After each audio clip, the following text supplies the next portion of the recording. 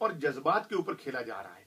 मिसाल के तौर पे मैं एक छोटी सी मिसाल देता हूँ, यहाँ भी एक मिसाल दूंगा, यहाँ के एक फादर की भी मिसाल दूंगा। एक वालिद साहब अपने बच्चे के बारे में मुझे बता रहे थे कि ऐशा साहब मेरा बच्चा बहुत ना कमजोर है। मैंने कहा कैसे, पढ़ाई में? कहते नहीं नहीं नहीं नहीं, वो जो है ना वो उसमें ढीला है, बिल्कुल सुस्त है। तो मैंने दिल में सोचा बड़ा अच्छी बात है, अगर तेज होता तो किसी को टक्कर मारता, अगर और तेज होता तो किसी की चीज चुरा के ले आता, अगर और चीज होता तो किसी की बेइज्जती कर देता। या हमारे यहाँ तो तस्वुर ये है कि बच्चा तेज तरह से फौरन जवाब देता है। नहीं, बच्चा ये नहीं कि बड़ा जवाब है, बहुत हाजिर जवाब है। हाजिर जवाब की हम तारीफ करते हैं, हमने कभी ये नहीं कहा वो जवाब बहुत अच्छा देता है, उसका जवाब बड़ा बावजन गुफ्तगू करता है।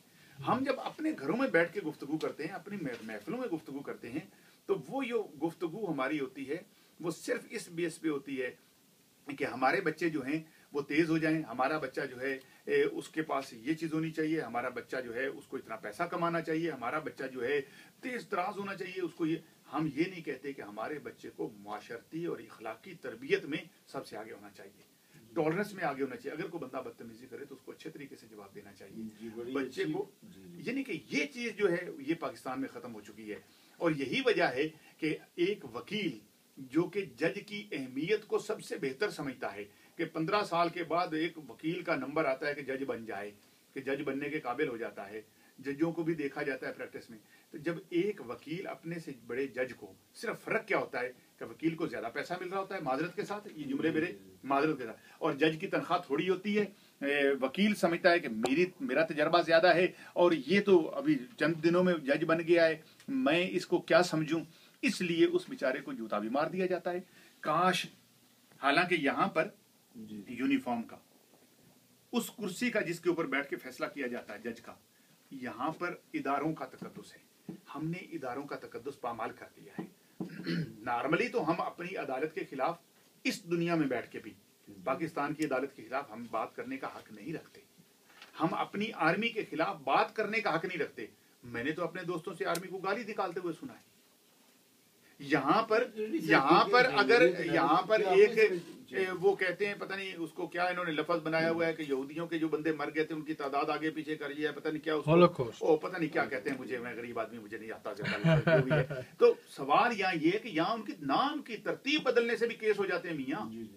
बात काफी लंबी हो गई है, असल में सवाल वो मौजू की तरफ सियासत। अभी जो जमशेद दस्ती साहब को उनकी सजा काल अदम करार दी गई है, देखिए उनके ऊपर साबित हो चुका है कि वो जाली डिग्री के लेके आए थे और उन्होंने इलेक्शन लड़ा। जाली डिग्री लेके ऐसे लोगों पे क्या आप नहीं समझते कि पाकिस्तान में जो कानून और इंसाफ को पमाल किया जा रहा है? जी, पाकिस्तान में अगर मैं तर्जो मिज़ा में कहूँ तो कानून के हाथ बड़े लंबे, मजाक उड़ाया जा रहा है। नहीं, कानून के इतने हाथ लंबे हैं जितना कानून नहीं उससे लंबे उसके हाथ हैं। मिसाल मजाक उड़ाने की बात यह, मैंने अपने हमारे यूट्यूब पे भी हमने लगाई, हमने न्यूज अपने इल्म की वेबसाइट पे भी मैंने लगाई है। ताज्जुब इस बात पे हुआ है कि जज ने फैसला दिया कि जमशेद दस्ती की जाली डिग्री है और उसको 3 साल सजा दे दी। लेकिन जमशेद दस्ती इतना अक्लमंद और क्लेवर निकला, मैं भी नहीं जानता था।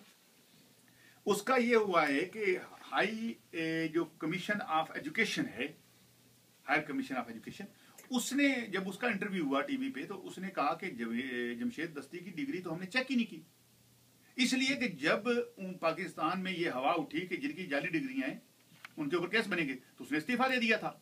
तो जब उसके इस्तीफे के बाद जितने लोगों की डिग्रियां आई हमने चेक की, और जब दूसरी दफा उसने इलेक्शन लड़ा उस वक्त हमारे मुल्क में कानून खत्म हो चुका था कि डिग्री की जरूरत नहीं है, तो उस वक्त उसकी डिग्री देखने की जरूरत नहीं थी। तो हायर कमिश्नर जो है वो कह रहा है कि हमने तो उसकी डिग्री चेक नहीं की। तो ये जज साहब ने जिसने सजा दी है, हालांकि बड़ी मजे की बात यह है कि पाकिस्तान में भी कंपलसेट किया जाता है बंदे को कि जब उसके खिलाफ गलत फैसला हो जाता है या उसको 2 दिन जेल में रखा जाता है, उसको पैसे दिए जाते हैं, उसकी सजा को माफ किया जाता है, उसको डिग्निटी दी जाती है, बाइज्जत बरी किया जाता है, बहुत कुछ उसको मिलता भी है।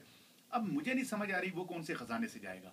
और ये जज ने जो फैसला किया, और अभी बड़ा खूबसूरत पॉइंट एक उठाया था शाह साहब ने कि कुछ जगहों पर कुछ लोगों के कागजात नामजदगी मंजूर हो गए, मुशर्रफ साहब के हो गए, निसार साहब के हो गए, फैसल साले याद के रिजेक्ट हुए, बाद में उन्होंने तस्लीम कर लिए। तो ये क्यों ऐसा होता है? बस ये सवाल ये है कि पाकिस्तान के अंदर कुछ ऐसी ताकतें हैं जो महरून मिन्नत हैं कि वो ताकतें ना तो हमारे निज़ाम अदल को, ना हमारे किसी तकनीकी निज़ाम को चलने देते हैं। उनकी पावर इतनी है कि वो हर एक को फिलअप कर देते हैं। और अब ताज्जुब है कि जिसके ऊपर बड़े बड़े केसेस होते हैं उनको नहीं देखा जाता, छोटे छोटे केसेस को देखा जाता है, और अपने लेवल के लोगों को बिल्कुल नहीं छेड़ा जाता। लो लेवल के लोगों पर कानून नाफिज कर दिए जाते हैं।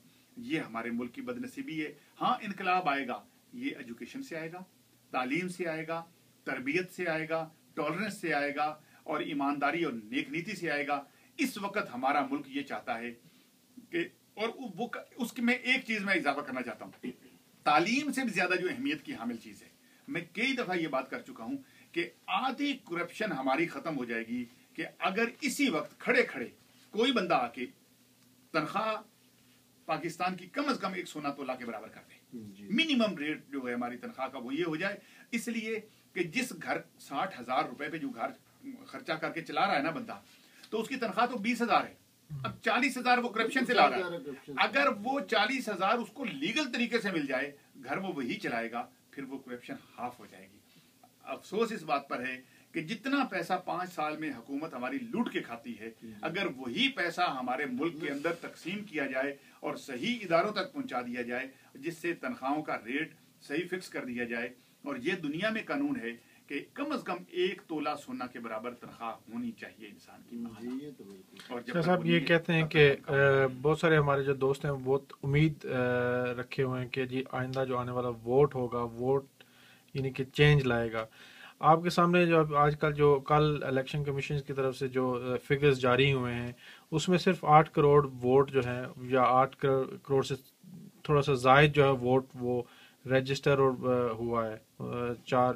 4 लाख यानी कि 4 करोड़ जो है मर्दों का, ये 5 करोड़ का, लेकिन 8 चले 9 करोड़ कर लें। 9 करोड़ का अगर वोट होगा, 20 करोड़ की आवाम में से सिर्फ 9 करोड़ वोट डलेगा, और तब्दीली कहाँ से आएगी? ये आपको शायद इसका भी नहीं पता। आप हमारे मुल्क में 34% भी वोट कास्ट नहीं होता, 35% पर भी नहीं जाते हम। तो ये कैसे चेंज की बात कर रहे हैं कि 9 करोड़ बंदा जो करोड़ में से आप ये कहें कि 2 करोड़ जो वोट है, या 3 करोड़, 2 करोड़ भी नहीं कास्ट होगा। अब वो वोट फैसला करेगा हमारी तब्दीली का। ये 2 करोड़ वोट जगह जी अप्रोक्सीमेटली ये कह सकते हैं कि भाई हमारा वोट जो है 30%, 50% कास्ट मान लेते हैं ना।